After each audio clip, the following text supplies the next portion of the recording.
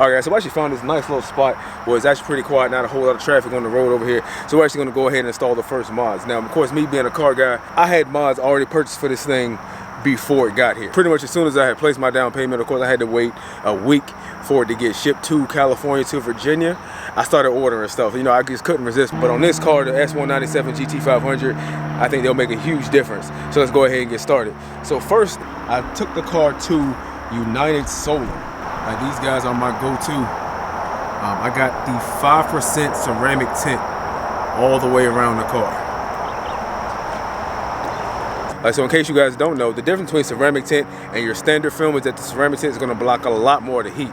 So you're looking at, on the one I got, about 89% or 90% of the infrared heat being blocked by this tint, whereas the standard tint is really more for an appearance and for a privacy thing. So with the ceramic, you get the best of both worlds. Of course, it does cost a little bit more, but you do get the added benefit. And just driving this thing, I've only had it back for a few days. Just driving this thing, I've already noticed a huge difference. The sun can be beating directly down on the side of the car, and you pretty much can't feel it. It's a very comfortable environment to be in. Now, I didn't get the front windshield tinted. That is an option. I just got the sides. I think I'm gonna go ahead and get the front window tinted. Because as of right now, that's really the only opportunity with the car is when the sun is directly in front of you. So I think I'll probably get, I've been debating between either like a 50 or a 70% tint, something pretty light, but it'll still give me that heat rejection. I gotta make another appointment. I'm gonna go get that done, but that'll be later. I'll update you guys on that. So my next mod, some of you guys might think, hey, that's not really a mod, but it's something I do to every car that I get, and it's gonna be these guys right here. That's gonna be your WeatherTech floor liner. And I put WeatherTechs in every car that I own, and for me, it's just one of those preventative maintenance things. Of course, all that grit and grime that you pick up off your shoes, you may not even notice it, but it's basically like sandpaper to your carpet every time you get in and out of your car. Now, of course, with the WeatherTechs, they fit perfectly. There's pretty much no maintenance to them. You just wash them off pretty much every time you wash the car, and they stay looking good. They got good traction. One thing, just do not put like tire dressing or any oil-based cleaner on these things. That'll make them dangerous. That'll make them slick. Just soap and water, a degreaser, something like that. That's all you need to do. Go ahead and install these. Of course, these just pop right in. Now, for our next mod, we actually got to come around to the other side of the car.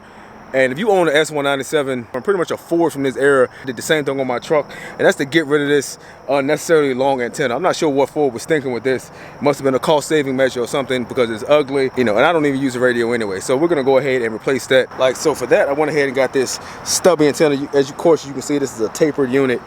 I think it'll float nicely with the base here, kind of keep a similar to OEM look. Now, I was actually worried that when I got it, that 4 inches would be too small, because this is pretty small, but we'll see how this looks. It just screws in, and we're gonna go ahead and pop the factory one on and just twist this on. Now, when I get back home, I will probably take this back off, put some Loctite on it, but just for now, let's go ahead and get this guy on here. And there we go.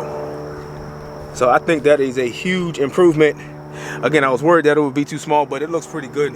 Just standing back and looking at it, because the antenna is not something you really want to draw attention to it anyway. Now, I realized I had to replace the antenna. Actually, the first time I opened the trunk, the antenna actually got caught underneath the spoiler. Thing has definitely got to go, so won't have that issue with that. So for the next mod, we're actually gonna need a few tools, I guess, but we're gonna update the appearance of this thing a little bit.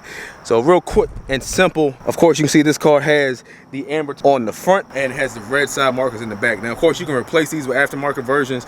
They're not that expensive.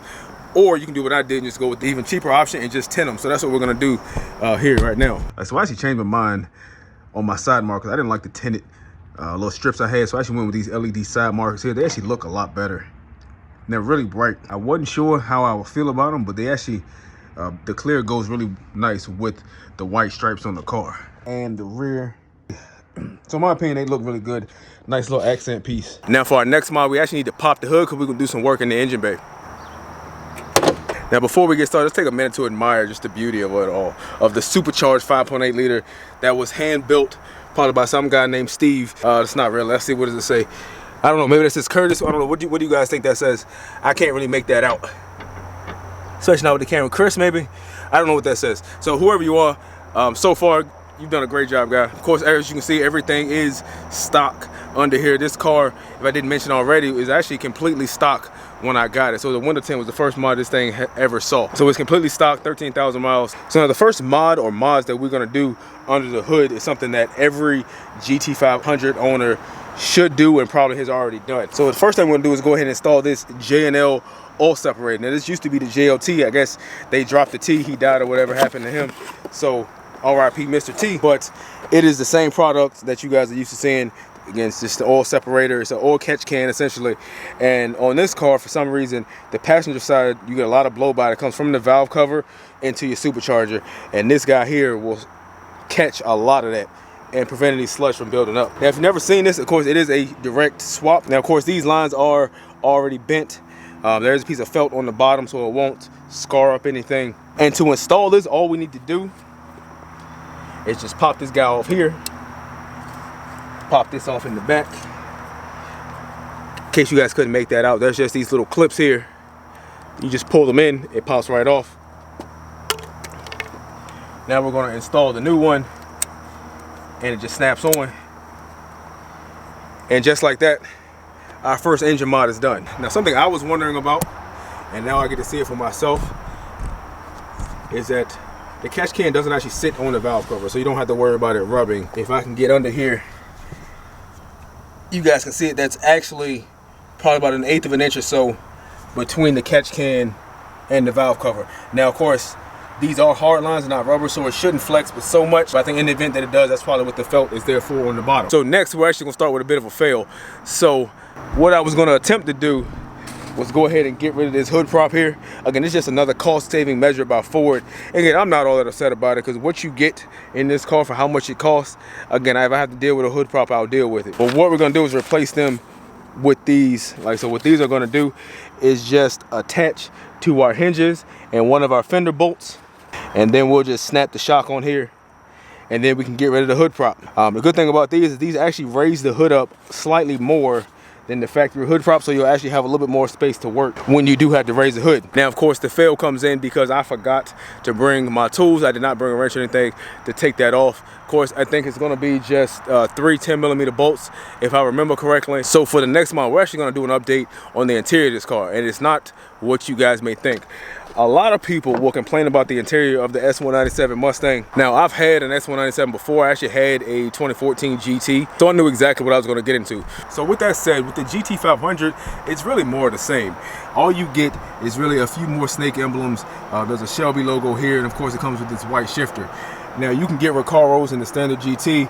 Of course, if you have the stripe package, the stripes run down the middle of your seats. So it's really not that much different here than a standard GT. My one problem with this whole thing is gonna be right there. Those dome lights are completely unacceptable. And just a few other areas in the car. There's LEDs everywhere. You have the My Color, which is LED accents all around the car. So I don't know why Ford would go with these orange incandescent, low output, like dollar store lights. For me, that's completely unacceptable. Something else that we gotta go ahead and upgrade. Again, fortunately, it's not gonna be an expensive upgrade. So I went ahead and went with this Diode Dynamics LED kit. So now this kit actually comes with 3 sets of LEDs to replace all of your interior incandescent bulbs. It also comes with 2 of these little trim tools. All right, guys, so that's it. So all in all, we've invested about 30 minutes of our time. Of course, we haven't even been out here for 30 minutes. I'm just throwing in a couple extra minutes to account for the hood prop. And of course, most of those are gonna apply to any of your S197s. Doesn't necessarily have to be the Gt500. Just keep that in mind, guys. I know it's not the big power mod, it's not racing, it's not going to do anything that's going to affect you, but it's going to be those day-to-day things that when you go to clean the car, it's going to be easy. When you go to turn the map light on, it's not, you don't have that dated orange glow. Of course, the tint alone makes the car look completely different. But I got the links to everything down in the description. I want to thank you guys for watching the video. Make sure you hit that subscribe button so you can stay up to date with the Gt500 content and of course the Galant. I want to thank you guys for watching my video. I'll catch you guys later.